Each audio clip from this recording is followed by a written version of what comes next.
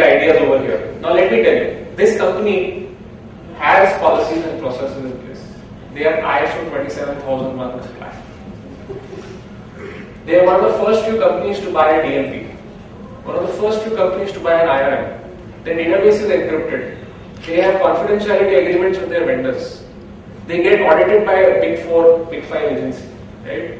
They get pen tested every 6 months by somebody or the other. Not me, I've been pitching to them. So now what?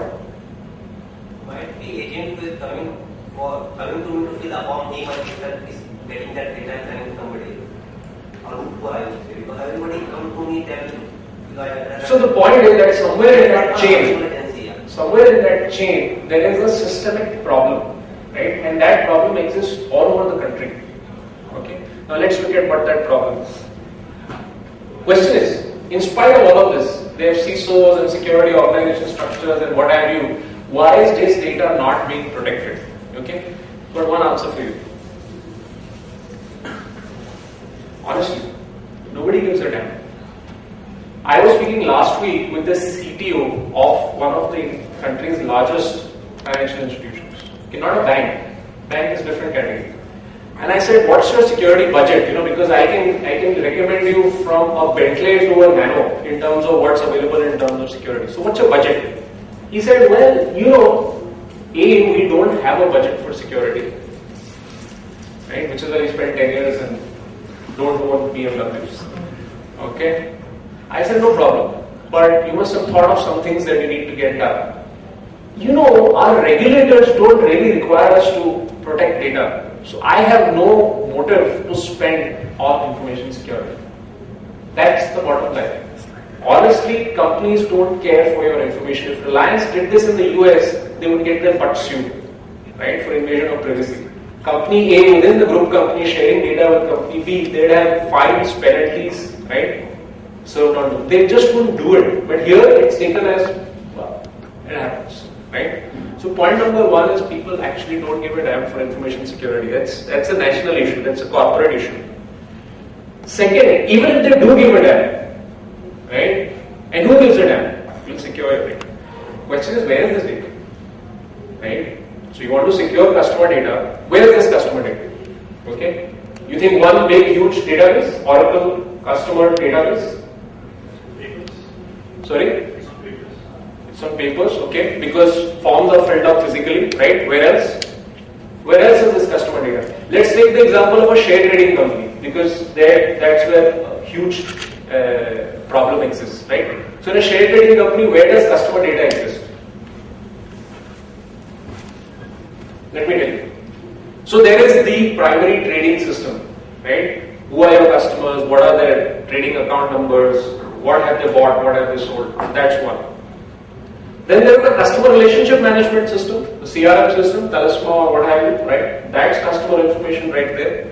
And you're thinking that should be pretty much it, right? Transactional data, customer data should be covered. No, they have a BI system, right? Which has a snapshot of the data so that they can get a bigger share of the customer's wallet. So you have a trading account with me, but you don't have a Demat account with me. You have a Demat account with me, but you don't buy mutual funds through me, right? So companies want to cross-sell you more and more, so it's a business intelligence system. Now, compliance reporting. Every financial institution has to send a list of what are called as suspicious transactions, right? If you buy your insurance premium in cash, if you pay cash for your insurance premium, that goes to the RBI. Nobody looks at it, I tell you, but it goes. So the compliance department has a snapshot of who are the big customers, who are doing suspicious trades, right? Who are paying premiums or brokerages in cash, right? So there's a compliance reporting system.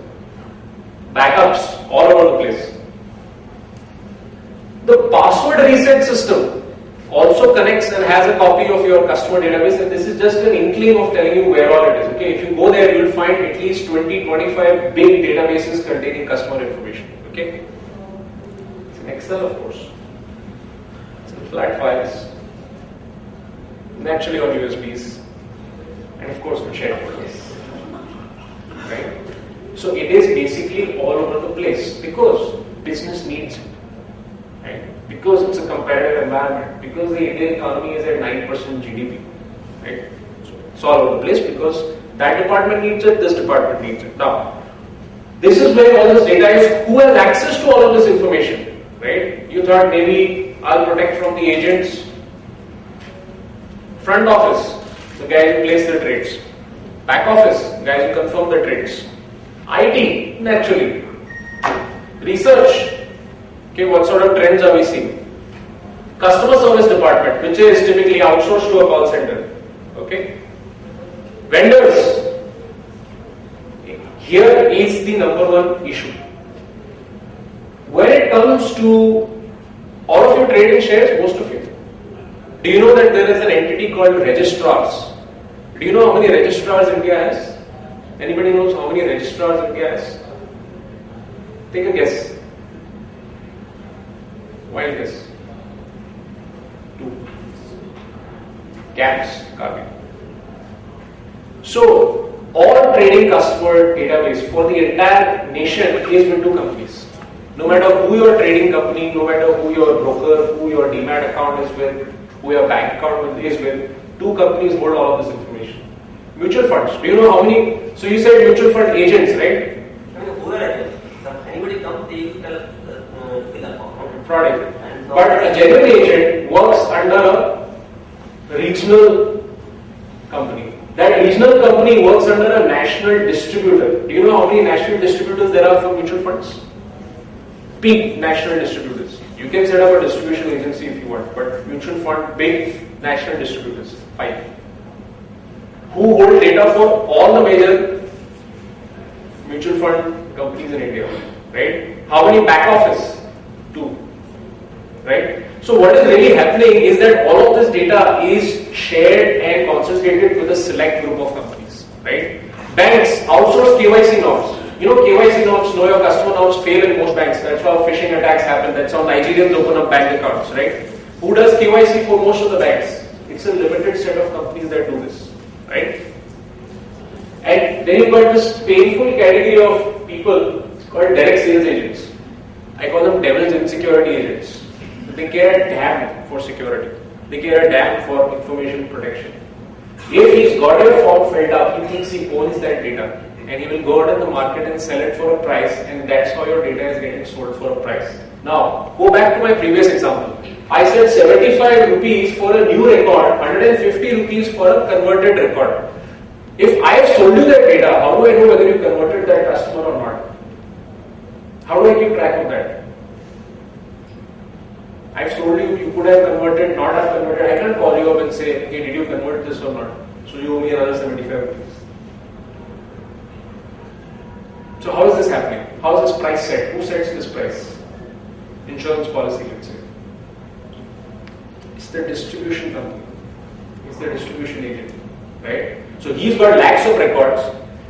A new insurance company comes into the market, says, who's the biggest distributor in Delhi? Here's the guy. No names. Here's the guy, right? He does it for 20 other insurance players. I'll give him my business as well. So you go to him and you sign an SLA. I need you to cold call X number of customers. I need you to pitch X number of customers, right? So he says, I'll do that for a price. So I'll take this huge database that I have of existing customers. My loyalty is not with them. My loyalty is not with the insurance agency. And I'll try and convert them to your customers. I get paid either ways. I got paid when they became Alliance customers. I get paid when they become Bajaj Alliance customers. Now I can track when that customer is getting converted. Okay, and that's the problem. Now you say, screw the distribution agency, switch. But he's got hundreds of sub-agents and sub-agents in his control. Right?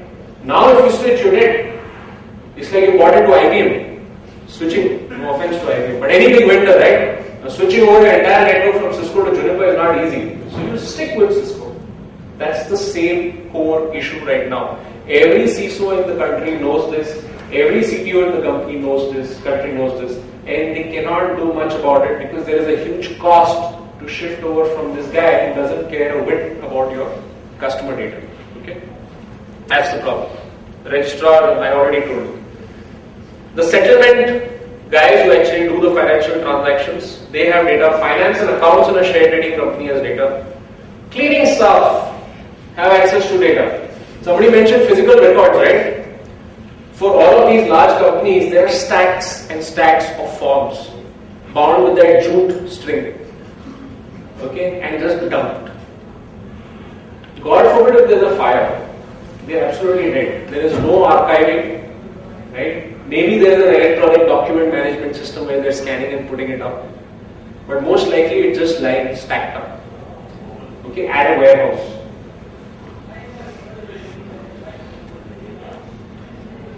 Now that's just basically depressing. Two people are one is financial companies, some kind of verification agents. Yep. They submit your documents. Yep. They pass all those documents to somebody else. Right? And they go out and verify Right. your They documents. do a background check, right? The accounts agency, they have all that data.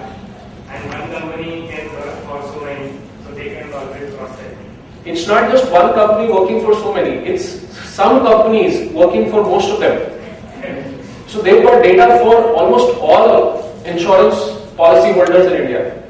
Right? Others are recovery agents. You are not able to pay For loans, one right. time and they just go. Again, the biggest recovery agents are handling a bulk of the data. So it's like a pyramid, reverse pyramid, right? So 5 companies will have almost 80% of the records that exist. And they don't care if it's company, if it's Reliance or ICICI or HDFC, right? There is no loyalty in terms of customer data, okay? But here's where it gets worse. The main thing in India is that there is no regulatory framework, okay? Do you know who is the strongest regulator in terms of information protection in India? Whoever is from a consulting background, where do you get most of your business from? Banks. So RBI is standing there saying secure your data, secure your data, secure your data. So banks are spending money. What about everybody else? SEBI. What does SEBI say about data protection? Anybody knows? Not much. It says get an IT audit done once every year. That audit should be done by a CISA or a DISA. Okay. So this share trading company goes out in the market, calls me up, KK, yes, network intelligence, yes. Do you do share trading audits? NSE audits, CTCL audits? Yes, we do. How much will you charge? X amount. But my chart accountant is saying that he can do it for 10,000 rupees. Can you do it for 9.5? So these audits are being done for 10,000 rupees. So your data protection actually is at the mercy of a guy who doesn't understand firewalls or databases or operating systems or any of this, right? But SEBI is happy. SEBI wanted an audit, it got an audit report, right? SEBI says you are setting up an online trading system, get a pen test done. Go to the cheapest guy who does a pen test, submit the report. SEBI by themselves also come in and do the audit. SEBI also sends its own auditors. No comment. AMFI. Anybody knows what AMFI is? Anybody knows what IDA is? Association of Mutual Fund Industry.